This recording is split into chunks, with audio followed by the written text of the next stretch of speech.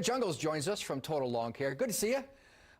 Good timing too with this forecast. This change is it affecting people's lawns in a good way, bad way? Yeah, it's a good way, I think. You know, all the lawns are recovering. We had about 3 weeks there, 90-degree plus weather, and the lawns started desiccating and drying out.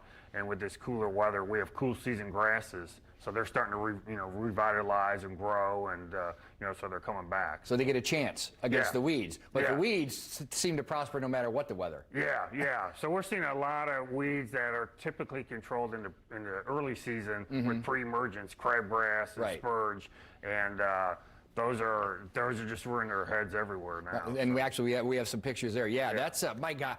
I didn't realize before I met you, when I first really started learning about the weeds in my yard, how widespread a problem a single crabgrass plant can be. It pretty much just chokes out the sun and the nutrients, right? So each plant, so the good thing is it's an annual plant. So if it's there this year, it doesn't have to be there next year. It'll die off at the first frost. But each plant will have over 1,000 seeds. Oh. So, a lot of times you see it in voided areas or areas that died back. Usually try to control with their pre-emergence.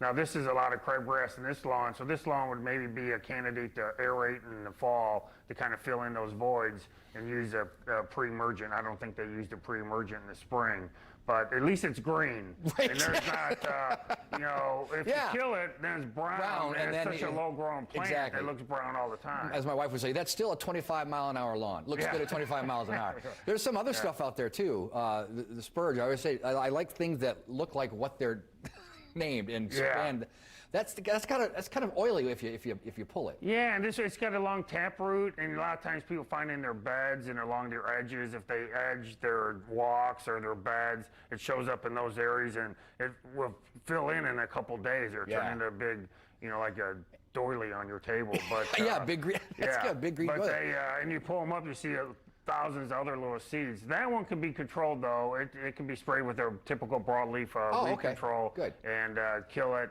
and you might get some more along those edges. So with all this moisture and a lot of these pre-emergents that broke down this year, we're asking our customers not to edge their walks until September. Because it gets in those voids, the seed blows around, gets in that little area between the sidewalk and the grass. Well, and if you don't get the taproot, you're just going to end up doing it again too, right? Yeah. Okay. We got some fungus issues too. Yeah, so this was some brown patch in the lawn.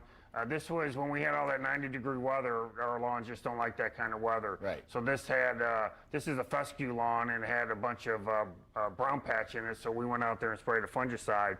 Now with this cooler weather... Oh, wow. Yeah, this is a week later. We like before and afters. Yeah, It's amazing. This is a week after, and this was... towards the end of July, and now it looks awesome. That looks amazing. Okay, I love to tell this story. Years ago, you were in my front yard, and you said that I had grubs. And I said, you haven't even looked. And you bent over, and you picked up my entire yard like it was a massive toupee. And it was just crawling with grubs. Yeah. Is this the time of year for that? So this is time of year you want to get your grub control down. They're going to start, so we saw the Japanese beetles on your flowers and some of your roses here a few weeks ago, and they lay their eggs, and those eggs will start hatching out towards the end of August into September, and that's when they do their eating. And I put a little life cycle here, and you can see when they go back in the ground and they lay their eggs, and when they're young is when you want to try to kill them because they're not doing a lot of damage. And then they overwinter, they go deeper into the soil, and they come back up in the spring. Now, almost half the insect population is some type of beetle, Coleoptile, and so there's a lot of different grubs. We aren't concerned ourselves with a few of them. Okay, we could talk about this forever, but I need to quickly, if we could talk about reseeding. We need to start thinking about that. Yeah, we need to start thinking about reseeding now. We typically think that anything smaller than the palm of your hand is probably going to fill in from the fall through next spring. Okay. It's a good, you can aerate it, but you don't have to reseed it. If you got bigger areas where you got a lot of crabgrass and those type of things, you might want to throw some seed down when you aerate. Start thinking about now, around Labor Day is when we want to start doing them. Awesome. We got the link right there, tlcindy.com. We'll put the link on indystyle.tv. Good to see you, man, as always.